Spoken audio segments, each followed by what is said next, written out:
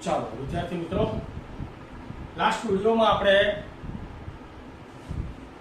સ્ફટિકમય ઘન પદાર્થોનું વર્ગીકરણ છું. ટેબલ આપેલું છે, ટેબલનું ઓબ્ઝર્વેશન જાતે કરી લેવું, બરાબર. અને એમાં સહસંયોજક અથવા જાળીદાર ઘનના જે એક્ઝામ્પલો છે એ છે SiO2, જેનું બંધારણ તમે જાણો છો. SiC એ મેં તમને લાસ્ટ વિડીયોમાં બતાવ્યું. કાર્બનમાં હીરો અને ગ્રેફાઇટ 2 અને એક એલ્યુમિનિયમ નાઇટ્રાઇડ આ બોલે છે. જરા તમને આનું બંધારણ આપો. 3 નાઇટ્રોજન સાથે નાઇટ્રોજન પાછો 3 સાથે પાછો આ ટોટલ 3 સાથે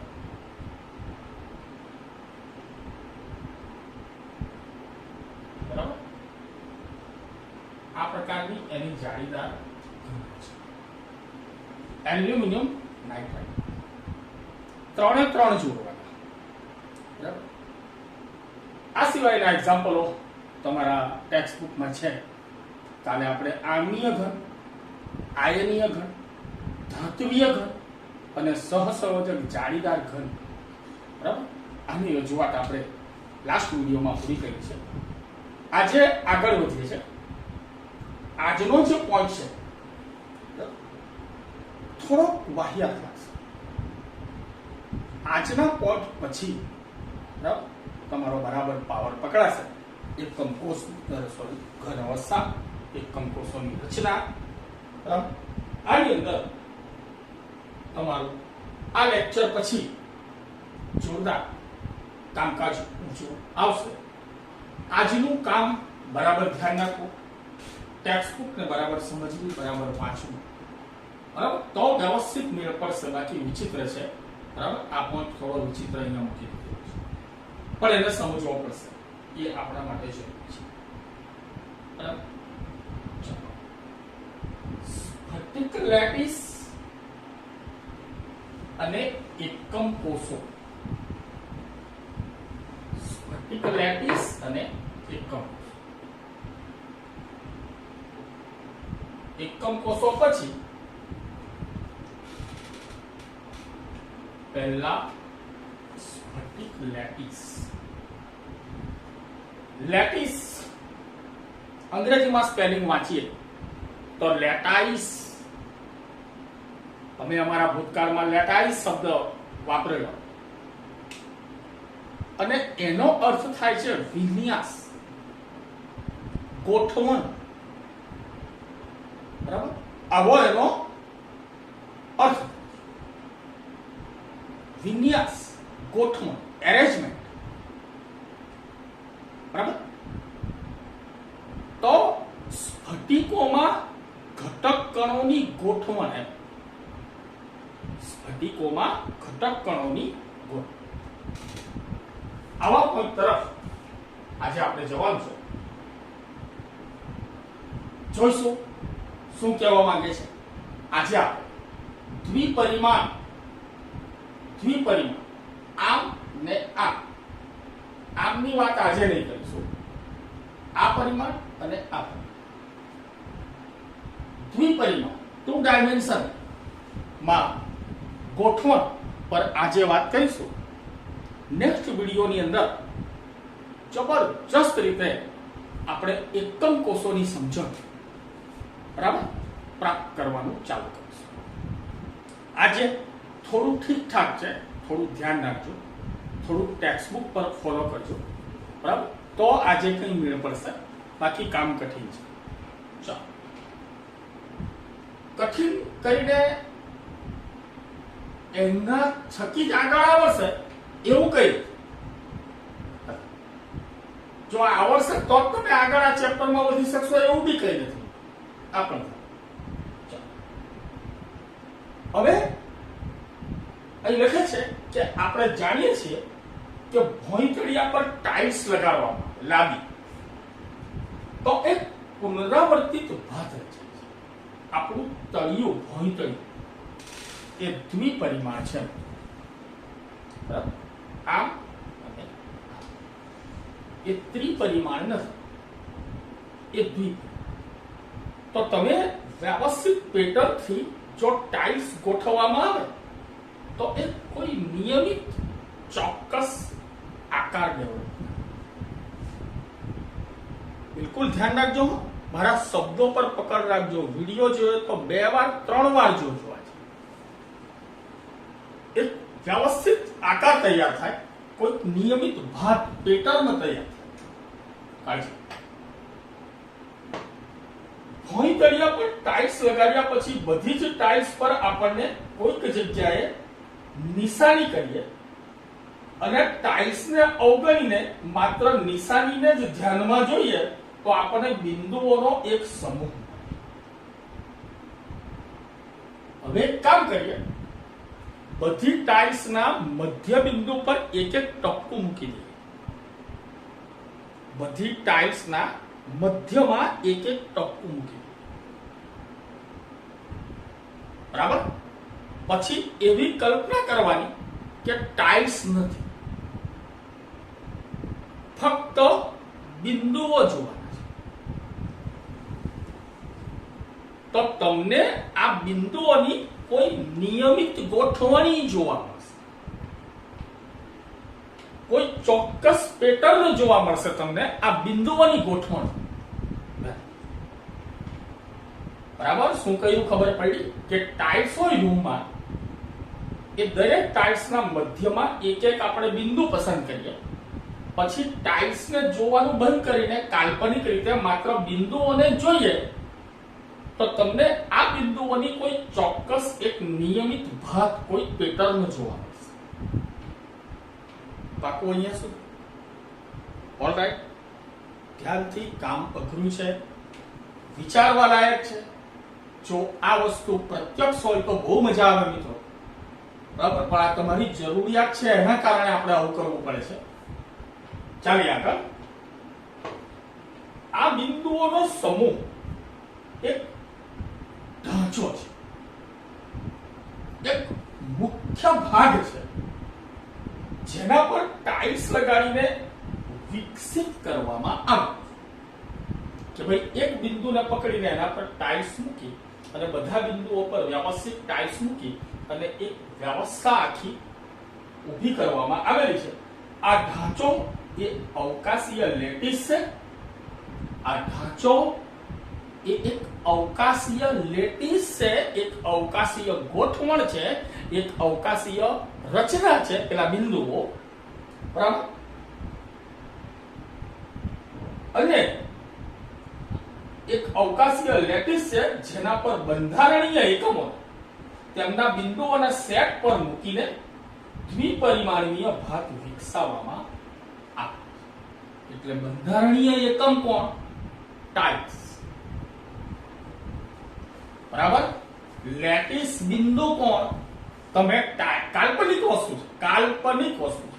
તમારા ટાઇલ્સના જે મધ્યમાં જે બિંદુઓ તમે કલ્પના કરેલી એ લેટિસ બિંદુ, અને એ બિંદુને અનુરૂપ તમે ટાઇલ્સ ગોઠવેલી છે. એટલે આ ટાઇલ્સ એ તમારો એક પકડો કે એને તમે શું કહી શકશો કે બંધારણીય એકમો ગોઠવ્યા કોઈ બિંદુને અનુલક્ષીને. એકચ્યુઅલી આપણે ટાઇલ્સ પર બિંદુની કલ્પના કરેલી અને હવે તમારે બિંદુ પર ટાઇલ્સની કલ્પના કરવી. દ્વિપરિમાણની વાત છે અત્યારે, દ્વિપરિમાણની. હકીકતમાં આપણે દ્વિપરિમાણનો અભ્યાસ ખાલી ખોટો કરી રહેલા છે.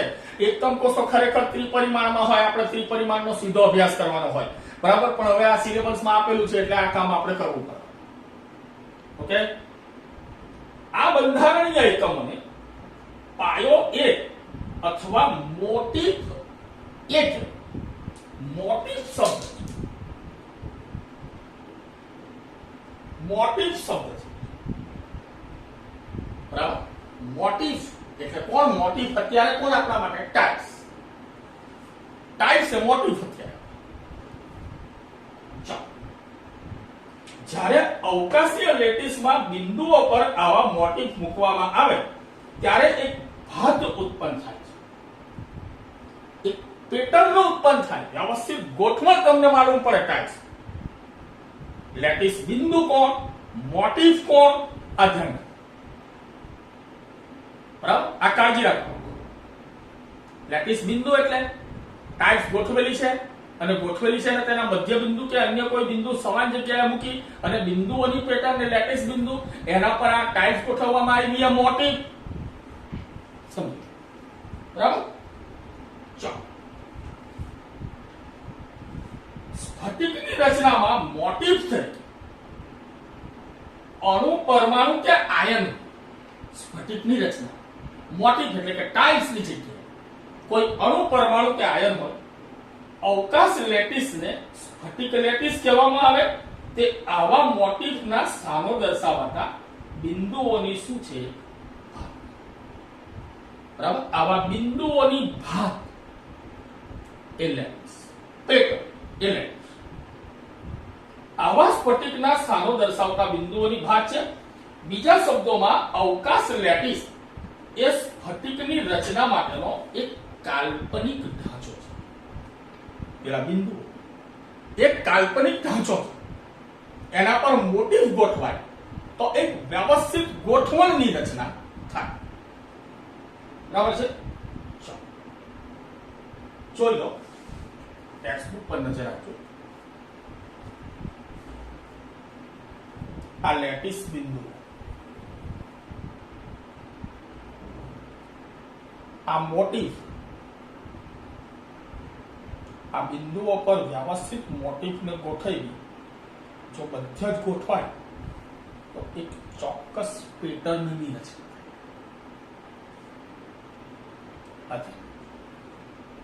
આપણા માટે મોટિફ છે અણુ, પરમાણુ કે આયન. ધ્યાન રાખજો હો, આપણા માટે મોટિફ કોણ છે? અણુ, પરમાણુ કે આયન. અહીંયા ઉદાહરણમાં ટાઇલ્સ લઈને ચાલ્યા.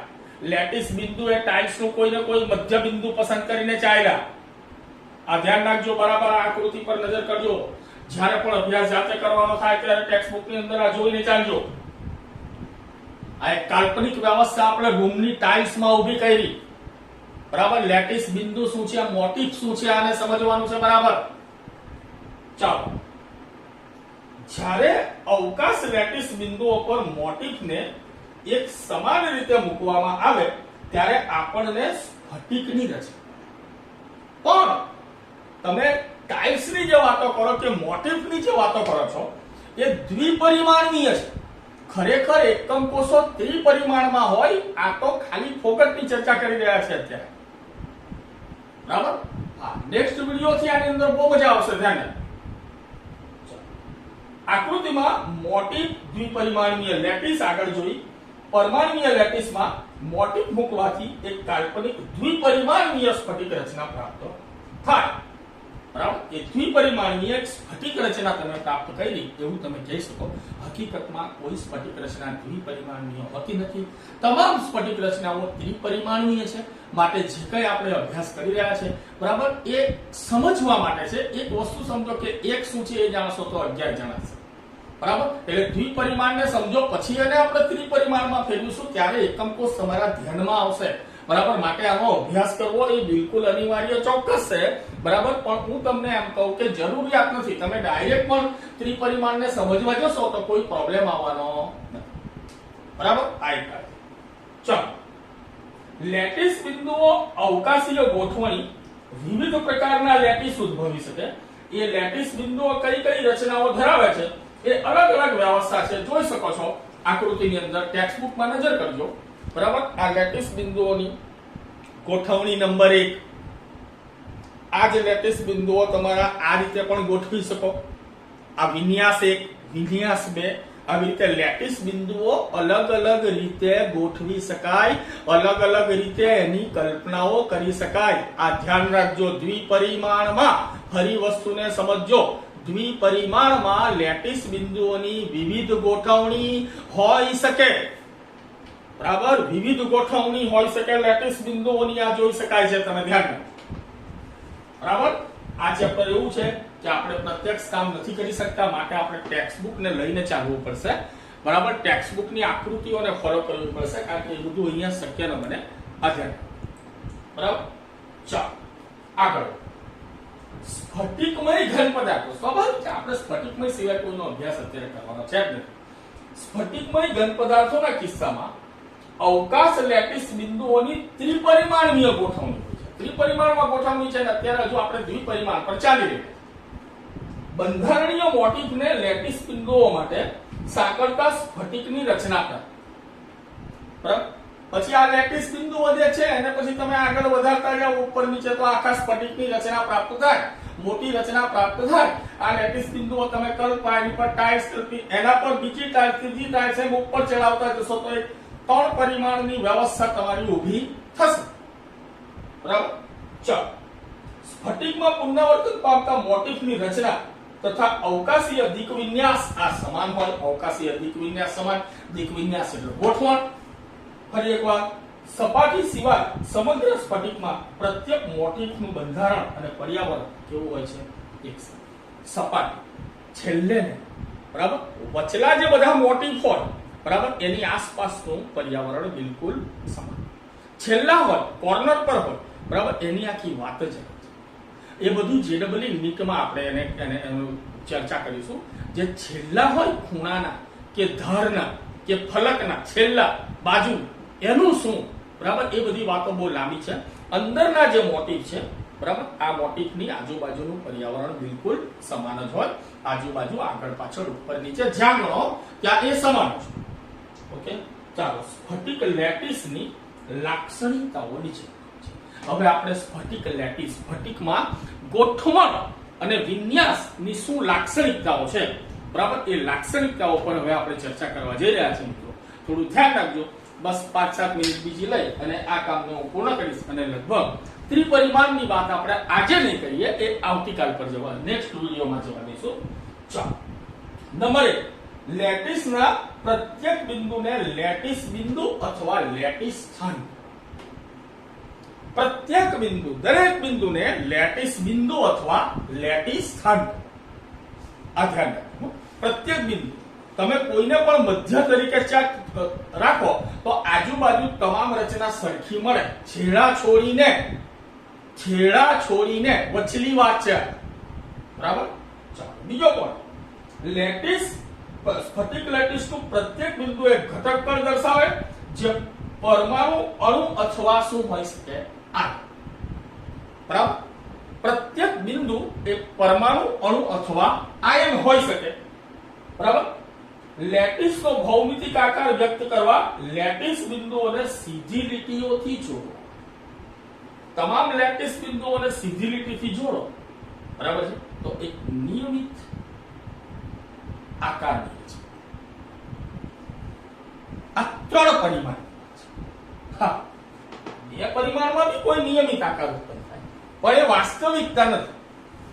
વાસ્તવિકતા 3 પરિમાણ.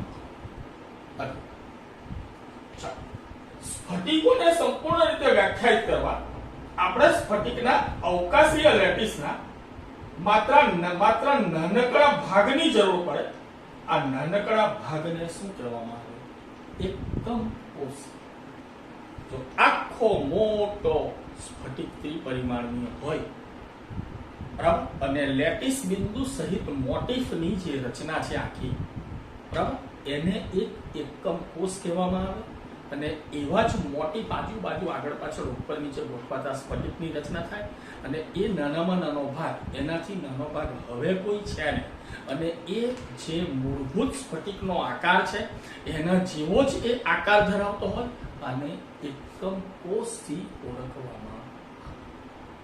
ટૂંકી વાત કરીએ તો દિવાલ બનાવતા હોય ચણતર કામથી બરાબર છે તો એનું મોટીફ આપણે પકડીએ ઈંટ. બરાબર?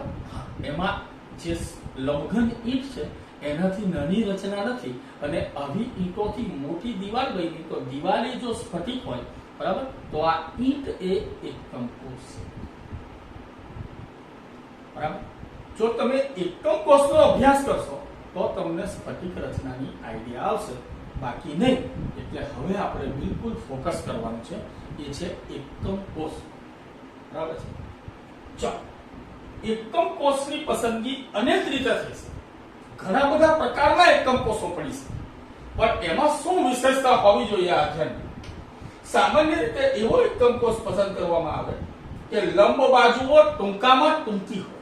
આ ઈંટની જો વાત કરીએ તો જે લંબ બાજુઓ પડે બરાબર એ ટૂંકામાં ટૂંકી હોય, નાનામાં નાનો એકમ કોષ હોય. પછી એકમ કોષ કરતા બીજી કોઈ પાછી નાની રચના હોય તો એ પોસિબલ નથી, એ શક્ય નથી, એને તમે એકમ કોષ ન કહી શકો. ટૂંકામાં ટૂંકી હોવી જોઈએ. અને ત્રિપરિમાણમાં એકમ કોષ સ્થાનાંતરીય રીતે સમગ્ર સ્ફટિકની રચના કરી શકાય. એટલે કે એક એકમ કોષ બાજુમાં, આ બાજુ, ઉપર, આ બાજુ, પાછળ, આગળ, આવી રીતે બધા એકમ કોષો જોડી બરાબર અને વિશાળ મોટી રચના બરાબર તમે કરી શકતા હોવા જોઈએ. બરાબર. આકૃતિમાં એક સ્ફટિકના એકમ કોષની હેરફેરથી સમગ્ર સ્ફટિકની રચના ની માહિતી આપેલી છે, જરા જોઈ લેજો. બરાબર. આ જે છે પોર્શન એમાં આ એકમ કોષ અહીંયા ગોઠવાય, અહીંયા ગોઠવાય, અહીંયા ગોઠવાય, અહીંયા ગોઠવાય, અહીંયા ગોઠવાય, એમ ગોઠવતા જાઓ. બરાબર. આજુબાજુ, આગળ પાછળ, ઉપર નીચે બધે એક વિશાળ મોટા સ્ફટિકની રચના થતી હોય છે. બરાબર. તો એને એકમ કોષથી ઓળખવામાં આવે. આકૃતિમાં દ્વિપરિમાણીય લેટિસ, ફરી પાછા દ્વિપરિમાણીય લેટિસ બરાબર ના એકમ કોષોની હેરફેરથી સમગ્ર સ્ફટિકની રચના થતી હોય. જેવો એકમ કોષ એવા આખા સ્ફટિકની રચના. આમ એકમ કોષના આકારો એવા હોય કે જેથી તેમની વચ્ચે જગ્યા છોડ્યા સિવાય બે એકમ કોષો એકબીજાને અડીને ગોઠવાયેલા હોય. જગ્યા છોડ્યા સિવાય લેટિસની રચના થાય છે. બરાબર છે. લેટિસ પરમાણુની અંદર લંબાઈ a, ધારની બાજુની લંબાઈ a અને બાજુઓ વચ્ચેનો ખૂણો ગેમા, a અને b વચ્ચેનો ખૂણો ગેમા ચતુષ્કોણ એકમ તરીકે પસંદ કરવામાં આવે. તો દ્વિપરિમાણીય એકમ કોષની અંદર એક આકૃતિ અહીંયા આપેલી છે, આપણે જોઈએ. આ રીતની એક આકૃતિ આપેલી. બરાબર. આ ખૂણો 60 અંશનો બતાવે. આધાર a છે, આધાર a છે. આ તમારા સ્ફટિક લેટિસ. બરાબર. પણ દ્વિપરિમાણમાં છે. મિત્રો જોઈ લો. આમ ને આમ. બરાબર. આમ. બરાબર. તો તમે જોઈ શકો કે તમારા એકમ કોષોમાં આ બે ધાર અલગ અલગ, આ સરખી, આ સરખી, આ સરખી, આ સરખી, આ બે ધાર અલગ અલગ અને આ બે ધાર વચ્ચેનો ખૂણો કેટલાનો? 60. બરાબર. એવી રીતે વિવિધ પ્રકારના એકમ કોષો કેવી રીતે પડી શકે જોઈ. સોરી, આમાં ધાર સરખી છે, બે ધાર સમાન અને ખૂણો 60. બરાબર. બે ધાર સમાન અને ખૂણો 60. એવી રીતે શું થશે? બે ધાર જુદી, ખૂણો 90. બરાબર. બે ધાર સરખી, ખૂણો 90. બે ધાર સરખી, આ ખૂણો 90 નો નથી, આ સમચતુષ્ફલકીય. આવા વિવિધ પ્રકારની લેટિસ રચના થવાથી તમે દ્વિપરિમાણમાં જો વ્યવસ્થાઓ અલગ અલગ પ્રાપ્ત થઈ શકતી હોય તો ત્રિપરિમાણમાં તો ઢગલાબંધ આવી વ્યવસ્થાઓ તમને પ્રાપ્ત થાય. બરાબર છે. તો અત્યારે આપણે દ્વિપરિમાણીય રચના પર વાતને પૂર્ણ કરીએ છીએ. બરાબર.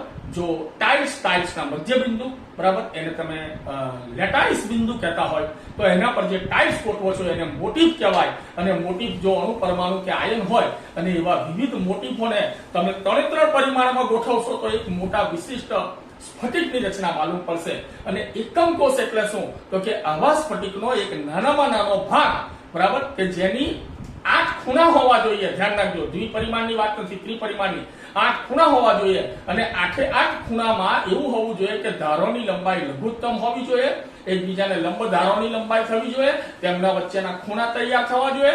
બરાબર. આવા સ્ફટિકમાં નાનામાં નાના ભાગને, ચોક્કસ ઘનને, નાનામાં નાના ભાગને શું કહેવામાં આવે છે? એકમ કોષથી ઓળખવામાં આવે છે. અને આવા એકમ કોષો એકબીજા સાથે સહેજ પણ જગ્યા છોડ્યા સિવાય એકબીજા સાથે જોડાઈ જતા હોય તો વિશિષ્ટ મોટા સ્ફટિકની રચના થતી હોય. બરાબર. તમારે ટેક્સ્ટ બુકના પોઈન્ટને વાંચવો પડશે, નહીં તો તકલીફ પડશે. આ દ્વિપરિમાણની વાત પૂરી થાય હવે પછી જે ચાલુ થશે એ મજાની વાત છે. નેક્સ્ટ